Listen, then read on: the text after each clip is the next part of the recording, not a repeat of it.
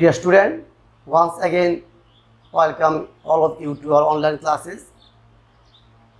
I am Assalam Jewel, Assistant Teacher English, Shodashudi ML High School, Arahazar, Naranganj. Actually, due to these coronaviruses, our studies are badly hampered. That's why we are taking online classes so that you can be benefited. I think you all are watching our online classes. You have to watch because your teacher are working very hard so that you can't pass your time idleness in your home.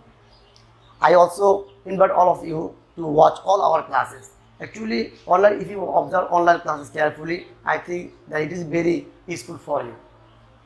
Okay, dear my student. Actually, in our previous classes, I also take classes based on operative sentence.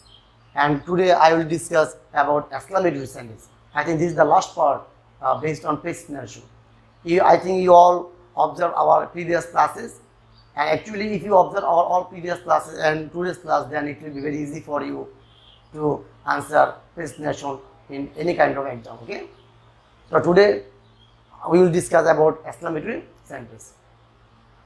Actually, before going to the class, you have to know the definition of exclamatory sentence. Now, what is an exclamatory sentence? We all know that exclamatory sentence basically expresses excitement, happiness, sorrow, sadness.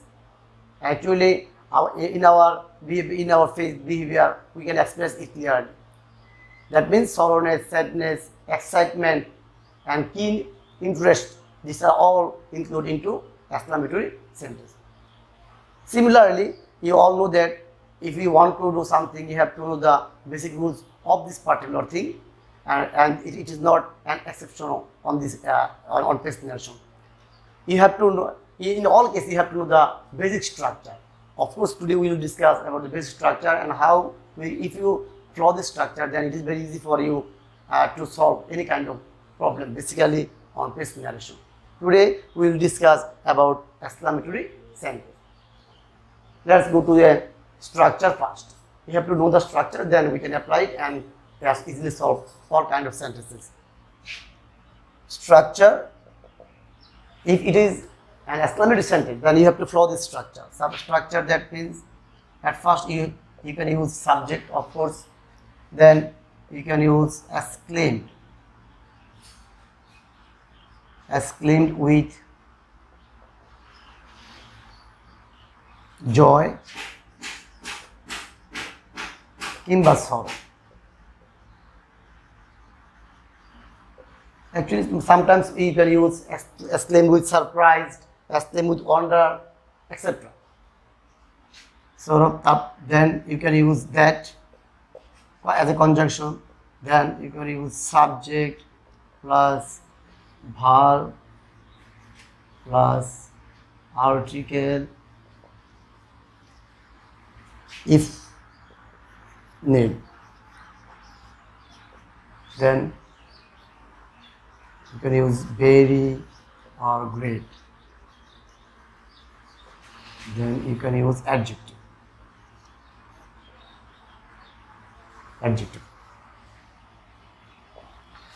Actually, my dear students, you have to follow this structure carefully. At first, you can use subject, then exclaim with joy. If the sentence expresses excitement, happiness, then you can use exclaim with joy. And if the sentence expresses sadness, then you can use exclaim with sorrow. Then you can use that. And you can also use exclaim with surprise, exclaim with wonder in this particular case. Then you can use subject, of course, reported speech subject, then verb, then article if need. If there is an article, then you can use article. Otherwise, you should not use article. Then very or great. You can use very or great any kinds of item. But in the case of fool or poet, that means great poet, great fool, you can use great. Otherwise, you can use very. Then adjective. Actually, you have to follow this full structure if you want to solve exclamatory sentence perfectly. Okay, my dear student, I think you all got it, and you can see the structure and you can memorize it.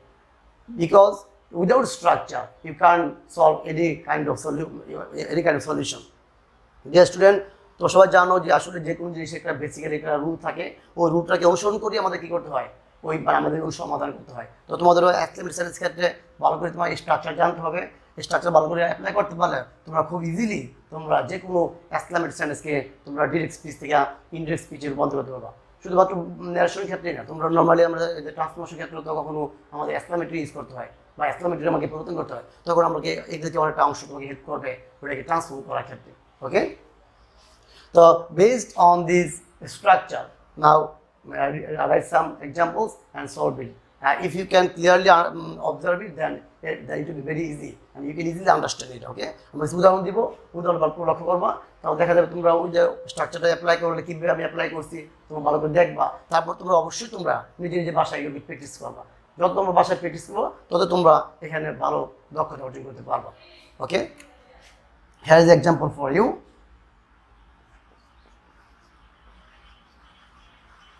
He said to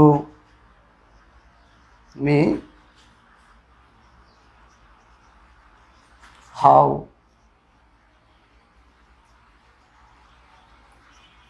charming the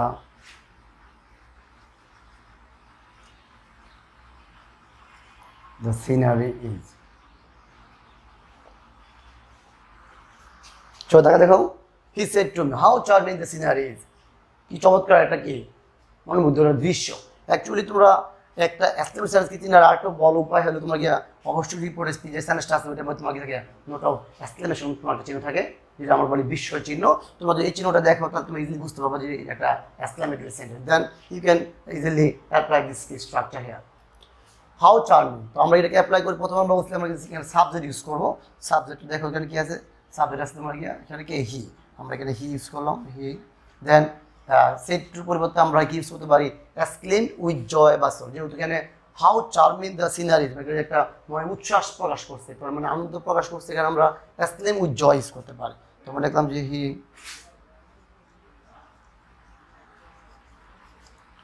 exclaimed with জয়। তারপর আমরা কি use করবো, এখানে দেখো আমরা আগে that আছে, আমরা কি করলাম, দ্যাট ইউজ করলাম। দ্যাটের পরে আবার সাবজেক্ট, সাবজেক্ট মানে তোমার এক্সক্লেমেটরি সেন্টেন্সের সাবজেক্টটা। তো আমরা যা সবাই জানি যে বেসিক্যালি সবসময় সেন্টেন্স মানে শুরুতে সাবজেক্ট থাকে, কিন্তু in the case of exclamatory sentence সবার শেষে তুমি ভার্ব দেবে, ঠিক ভার্বের আগের সাবজেক্ট খুঁজে নিবা। সাবজেক্ট দিস সিনারি, তো যদি থার্ড পার্সন এই জন্য তোমার দিস সিনারি কোনো কি হবে না, চেঞ্জ হবে না। আমরা দিস সিনারি লিখলাম। তারপর আসে ভার্বটা এখানে আছে কি ইজ, দেখো ইজটা ভার্ব, তো ইজটা আমরা চেঞ্জ হয়ে কী হবে, ওয়াজ হবে, সিনারি ওয়াজ। পরে আর্টিকেল দেখো এখানে, দেখো এখানে কোনো আর্টিকেল নেই, এই জন্য আমরা এখানে আর্টিকেল ব্যবহার করবো না। তারপরে কি আসবে, আর্টিকেল যেহেতু নাই তাহলে বেরি ভাগ দেখলাম তোমার দ্য সিনারি ওয়াজ, তাহলে কি আমরা বেরি আমরা ইউজ করলাম। তারপরে আসবে কি অ্যাডজেক্টিভ, অ্যাডজেক্টিভ তোমাদের কি আসবে, তোমাদের এখানে দেখা যাচ্ছে তোমার চার্মিং। কি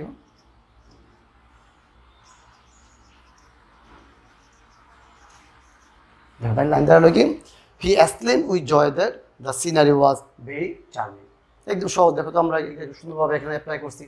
প্রত্যেকটা পার্ট আমরা অনুসরণ করবা। সাবজেক্ট সবসময় কিন্তু তোমরা পার্টে অনুসরণ করবা, পার্টে অনুসরণ করে তো কখনো কোনো ভুল করতে পারবো। লাইন দাঁড়ালো হি এক্সক্লেমড উইথ জয়, যেহেতু আমাদের উচ্ছ্বাস প্রকাশ করছে, চার্মিং, এখানে আমরা এখানে এক্সক্লেমড উইথ জয় ইউজ করছি।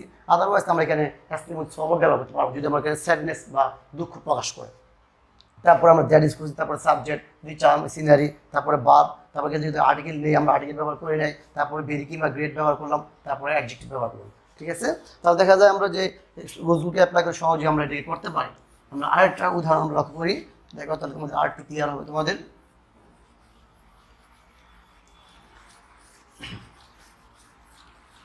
আমরা আরেকটা উদাহরণ দেখি আমরা। Number 2, Orina said to me, what a big river the Podda is. বিষয় চিহ্ন দেখো ভালোভাবে, এখানে একটা স্পষ্ট সেন্টেন্স দেওয়া আছে। Rina said to me, what a big river the Podda is. এই দেখো লাস্টে একটা কিন্তু চিহ্ন দেওয়া আছে, বিশ্ব চিহ্ন। আমরা আগে বলছি যে at the end of exclamatory sentence you can find a note of exclamation. তাহলে তোমরা সহজ বুঝে নিবে এটা একটা এক্সক্লেমেটরি সেন্টেন্স। তো আমরা এটা কি করি, আমরা এটা অ্যাপ্লাই করি আমাদের স্ট্রাকচারে। প্রথমে আমরা বলছিলাম বলতে কী হবে, ইয়েস প্রথম হবে সাবজেক্ট। সাবজেক্ট কে বলতো দেখি, রিনা। রিনা তারপরে কি বলতে বলছিলাম, আমরা বলছিলাম তারপরে যে কি যদি উচ্ছ্বাস প্রকাশ করে তাহলে কি হবে, এক্সক্লেম উইথ জয়। আর যদি তোমার স্যাডনেস প্রকাশ করতে কি হবে, এক্সক্লেম উইথ কি, সরো। তো ফর এ বিগ রিভার, আসলে তোমার এখানে আমরা এখানে উচ্ছ্বাস বলতে আমরা স্যাডনেস তো প্রকাশ পাই নাই, কি বড় নদী তোমার পদ্মা, এখানে আমরা আনন্দ ইউজ করতে পারি। বা এখানে তুমি চলে যেহেতু বড় বড় বুঝেছি, এখানে তুমি সারপ্রাইজ অনরা ইউজ করতে পারো, আমরা ইউজ করি। আমরা তাহলে আমরা কি বলতে কি ইউজ করবো, এক্সক্লেম উইথ, আমরা সারপ্রাইজ ইউজ করতে না,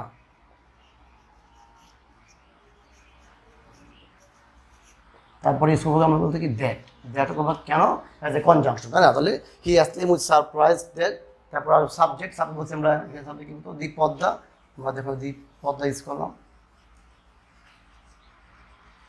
তারপরে বার, বার পরে কি আছে বলতো, ইজ। তো আমরা জানি ইজটা কি হয়, টেন্সের ক্ষেত্রে আমরা ইজটা পাস্ট টেন্স হয়ে যায়, ওয়াজ হয়ে যায়। তারপর দেখো আর্টিকেল, এখানে কিন্তু একটা আর্টিকেল আমরা আছে, তো আমরা এখানে আর্টিকেল ব্যবহার করলাম। তারপর নিয়ম থেকে আসবে ভেরি কিংবা গ্রেট, তো যেহেতু এখানে আমরা এখানে ভেরি ইউজ করলাম, তো কি দাঁড়ালো, the Padma was a very. তারপরে অ্যাডজেক্টিভ মানে কি আছে বলতো, বিগ রিভার।